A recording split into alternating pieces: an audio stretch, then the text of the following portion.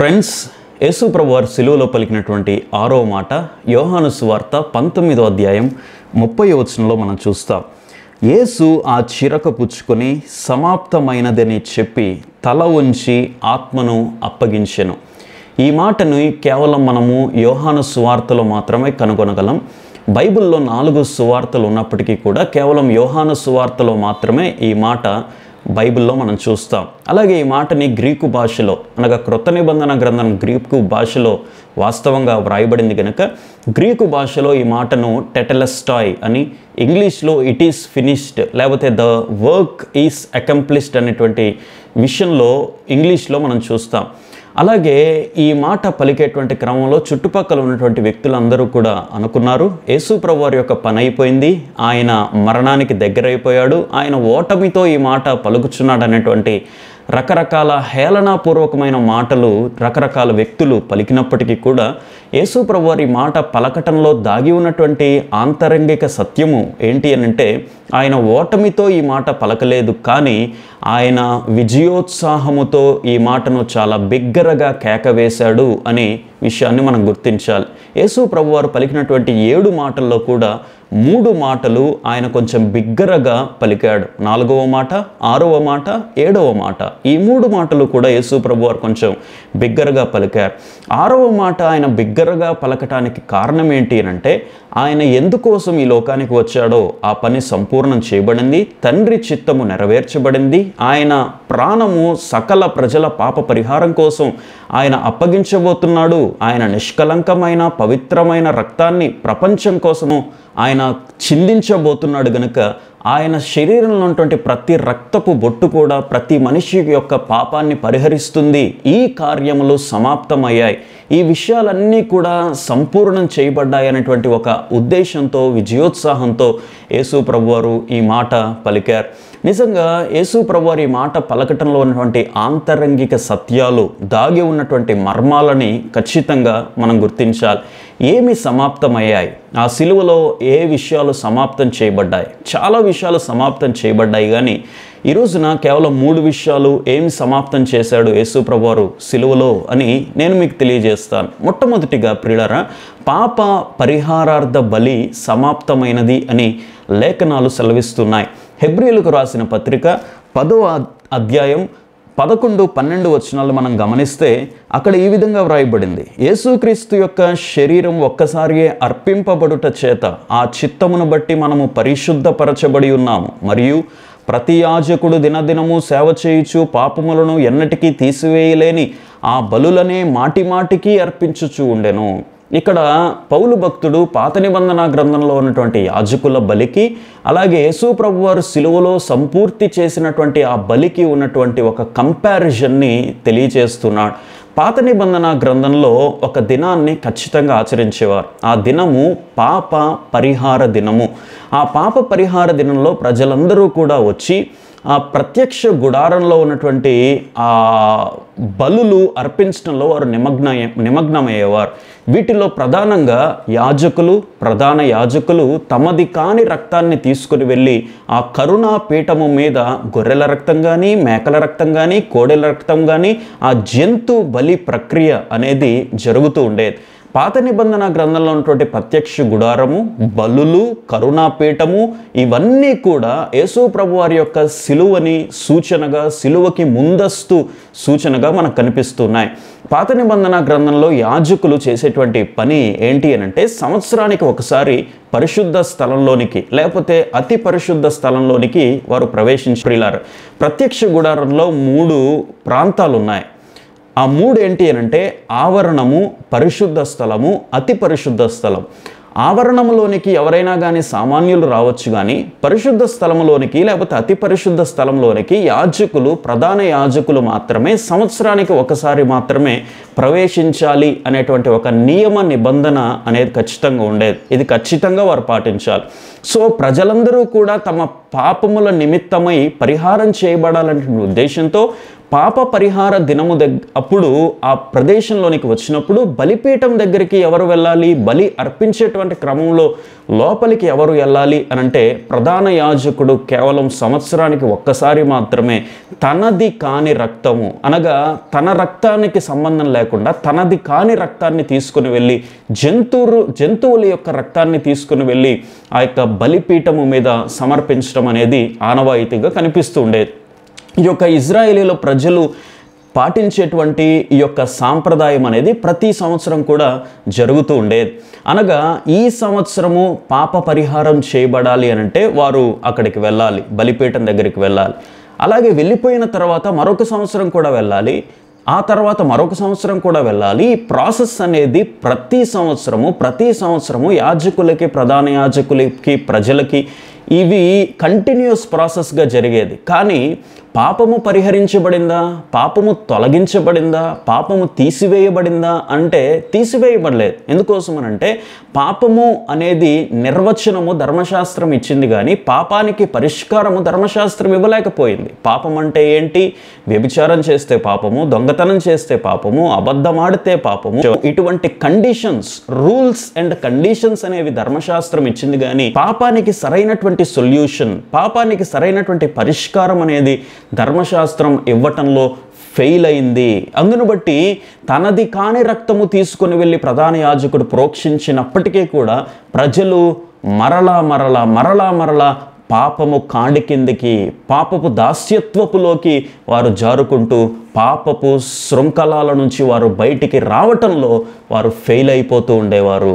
పాపాన్ని జయించటంలో ఫెయిల్ అయిపోతూ ఉండేవారు. ఎందుకంటే ఆ రక్తము జంతువుల రక్తము గనుక ఆ జంతువుల రక్తము పాపానికి సరైనటువంటి పరిష్కారాన్ని అందించలేకపోయింది. కానీ ప్రభు అయిన యేసు ప్రభు వారు చేసినటువంటి ఆ యొక్క గొప్ప కార్యము, ఆయన ఏం సంపూర్ణం చేశాడు సిలువలోనంటే ఇక్కడ కార్చబడింది, ఇక్కడ చిందించబడింది జంతువుల రక్తము కాదు, ఇక్కడ చిందించబడింది జంతువుల బలి కాదు, కానీ లోక పాపములను మోసుకొని పోయేటువంటి గొర్రె పిల్ల రక్తం ఇక్కడ చిందించబడుతుంది. ఆ గొర్రె పిల్లకి సాదృశ్యమే ప్రభు అయిన యేసుక్రీస్తు ప్రభువారు. అక్కడ చిందించబడినటువంటి జంతువుల రక్తము కాదు, కానీ ఇక్కడ పరిశుద్ధమైన, నిష్కలంకమైన, అమూల్యమైన ఈ ప్రపంచ ప్రజల పాపములను పరిహరించగలిగినటువంటి శక్తి కలిగినటువంటి నిష్కలంకమైనటువంటి రక్తము యేసు ప్రభువారు స్వంతగా తన రక్తాన్ని ఇక్కడ చిందిస్తున్నాడు. తనది కాని రక్తాన్ని యాజకులు చిందించేవారు, ఇక్కడైతే తన రక్తాన్ని యేసు ప్రభువారు ఇక్కడ చిందిస్తున్నారు. అలాగే ప్రియులారా, ప్రత్యక్ష గుడారంలో జరిగేటువంటి ప్రక్రియల్లో ఆ బలి కార్యక్రమం కూడా యేసు ప్రభువారిలో నెరవేర్చబడింది.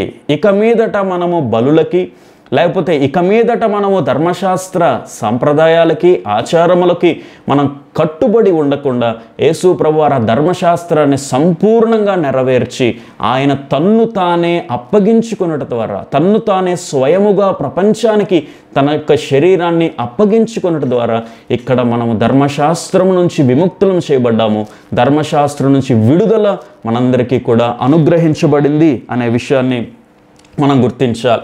ఇక్కడ ధర్మశాస్త్రము చేయలేనటువంటి పనిని యేసు ప్రభువారు చేస్తున్నారు. ధర్మశాస్త్రము తీసివేయలేనటువంటి, తుడిచివేయలేనటువంటి, పరిష్కరించలేనటువంటి సమస్యను యేసు ప్రభువారు ఇక్కడ పరిష్కరిస్తూ తన రక్తము ద్వారా ప్రజలకి పాప పరిహారమును ఒక్క బలి ద్వారా అప్పగించాడు, ఒక్క బలి ద్వారా నెరవేర్చాడు, ఒక్క బలి ద్వారా సంపూర్ణం చేశాడు అనే విషయాన్ని మనం గుర్తించాలి. వారైతే సంవత్సరానికి ఒకసారి మరలా ఆ బలులు అప్పగిస్తూ ఎంతో శ్రమ పడేవారు పాప పరిహారం కోసం. కానీ యేసు ప్రభువారు శిలువల మీద చేసినటువంటి ఆ మహా గొప్ప కార్యం ద్వారా, మహా గొప్ప బలి అర్పణ ద్వారా, మహా గొప్ప రక్తార్పణ ద్వారా మనందరి యొక్క పాపములు ఒక్క బలి ద్వారా తుడిచివేయబడ్డాయి. Our sins are vanished only through Jesus.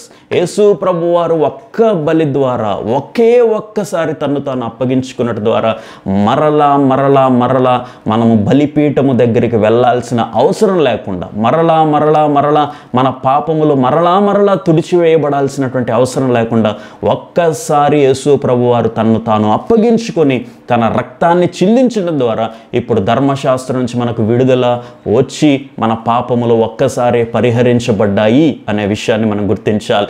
ఇప్పుడు మన పాపములు పరిహరించబడాలి అని అంటే యేసుక్రీస్తు ప్రభువారి యొక్క సిలువ ఒక్కటి మాత్రమే మార్గము.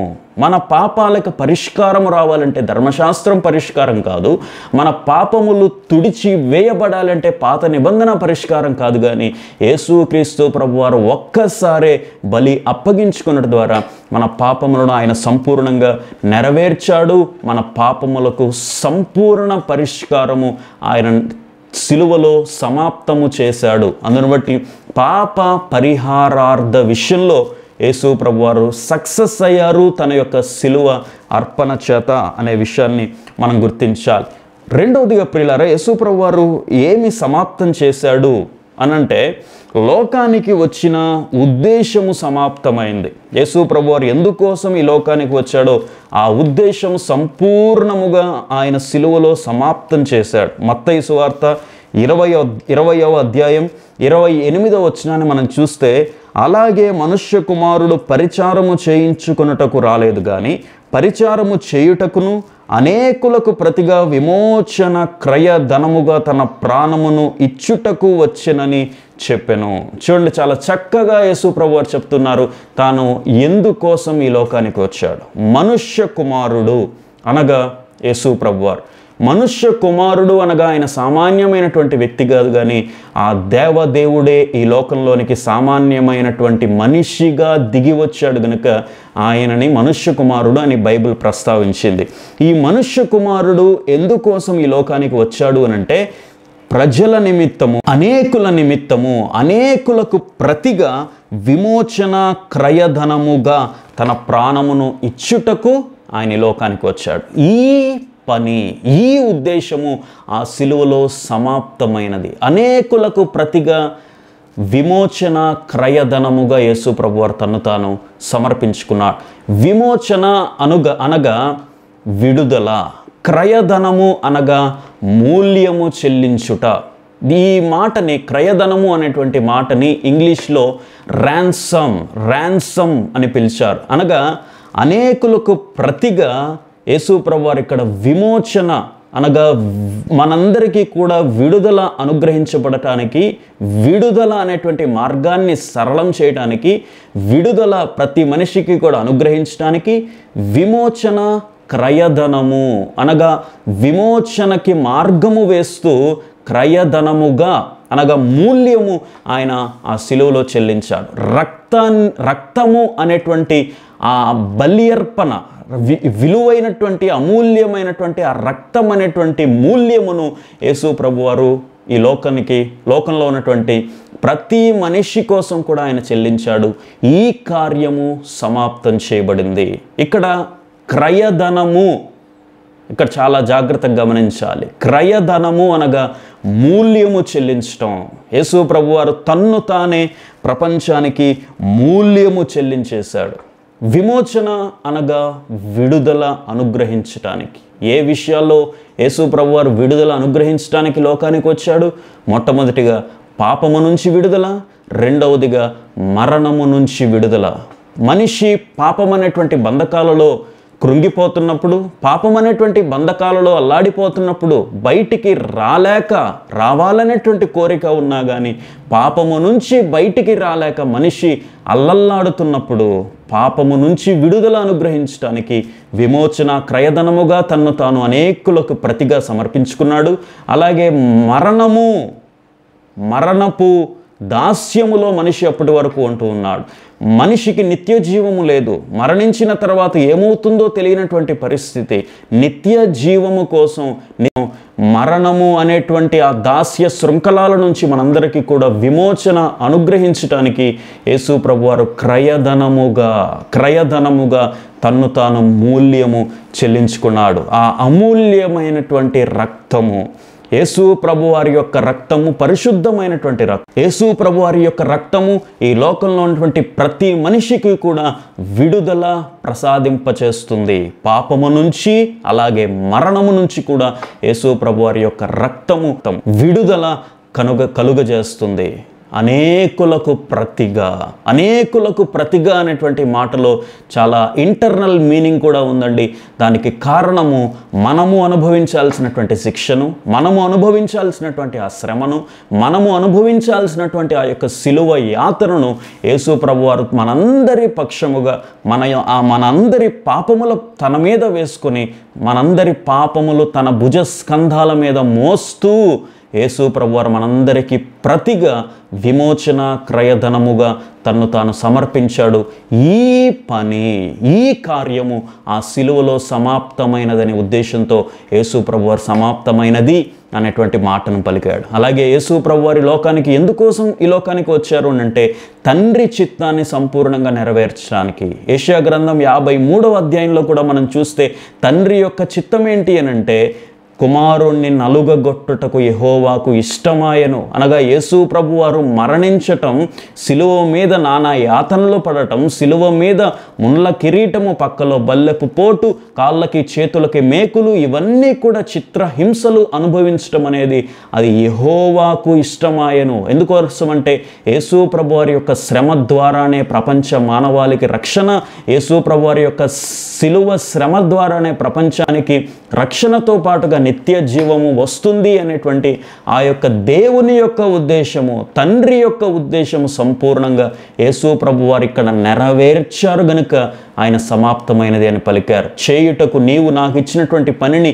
నేను సంపూర్ణంగా నెరవేర్చి నేను నిన్ను మహిమపరచాను అని చెప్పి యేసు ప్రభువారు తండ్రితో ఆయన ప్రార్థన చేశాడు గెత్సెమనే తోటలో.